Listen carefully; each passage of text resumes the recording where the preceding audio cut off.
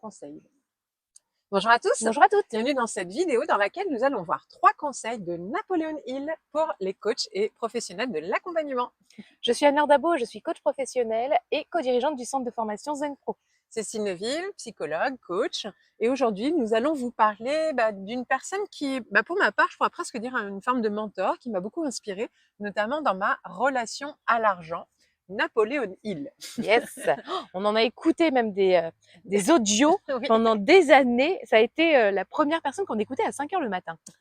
Donc Napoléon Hill, il est connu surtout pour son livre Penser et devenir riche. Et donc c'est vraiment un livre de référence dans toute la réflexion de l'entrepreneuriat, de la relation à l'argent, comment devenir riche, millionnaire, etc., etc.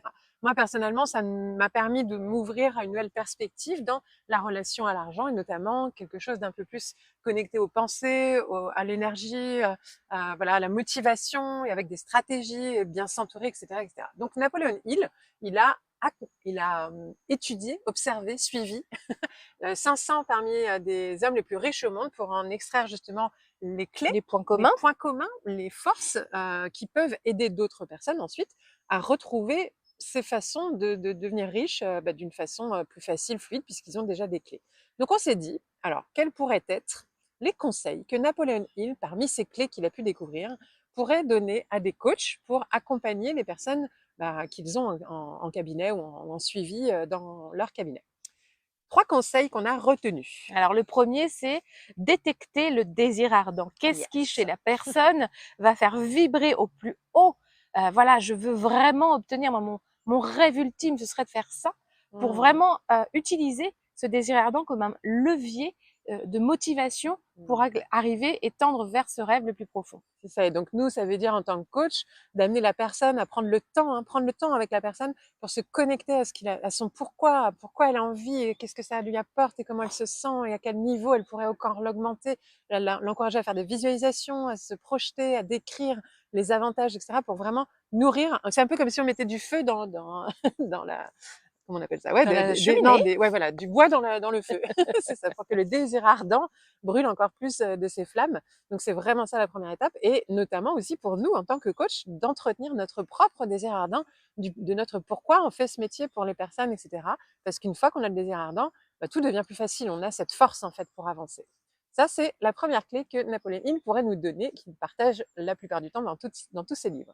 Deuxième clé dont il parle beaucoup, la foi. Eh oui, avoir la foi, croire vraiment à la fois en ses compétences dans le fait d'y arriver, mais aussi dans ce projet en fait. Ce pourquoi, justement, quand on a le désir ardent, on a le pourquoi en général, Ouais. et c'est ce qui doit nous être utile aussi pour avoir cette foi inébranlable où on se dit de toute façon, ça va le faire parce que c'est juste, parce qu'il y a une raison au-delà de ce qu'on peut voir et percevoir au départ. C'est bien plus grand en fait.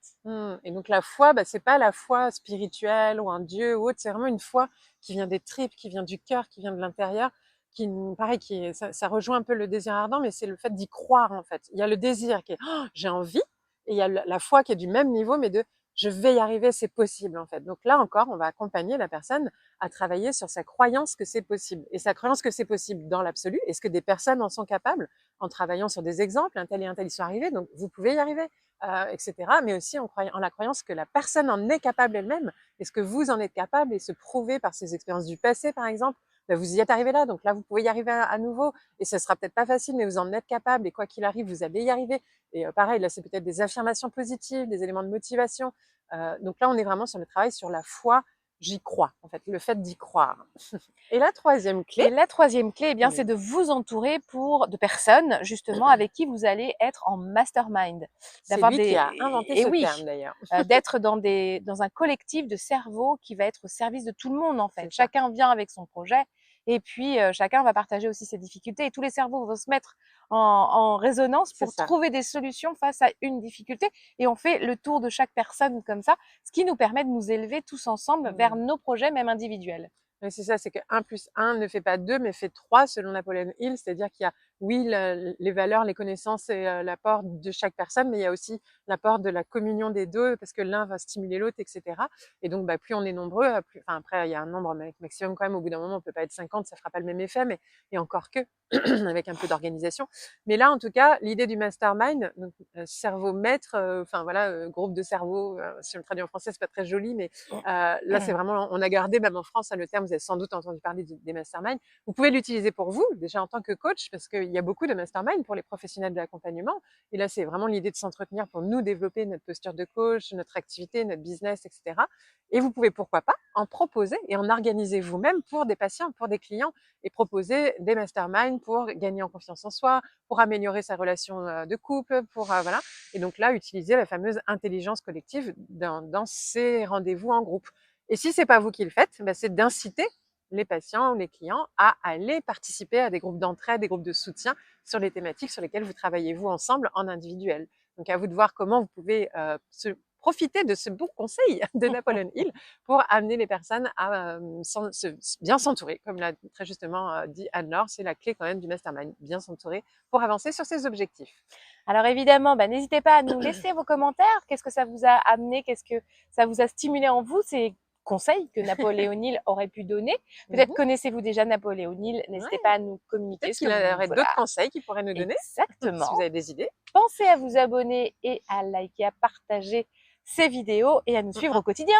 Et si vous voulez peut-être participer à des rencontres comme ça, un petit peu d'intelligence collective, rejoignez-nous dans le réseau Zen Pro des coachs inspirants et épanouis, parce qu'on organise souvent des visios en ligne dans lesquelles on peut se rencontrer, échanger. Il peut même y avoir des organisations d'événements en présentiel si vous vous regroupez par des personnes du même secteur géographique pour faire vos propres masterminds entre vous. Pourquoi pas?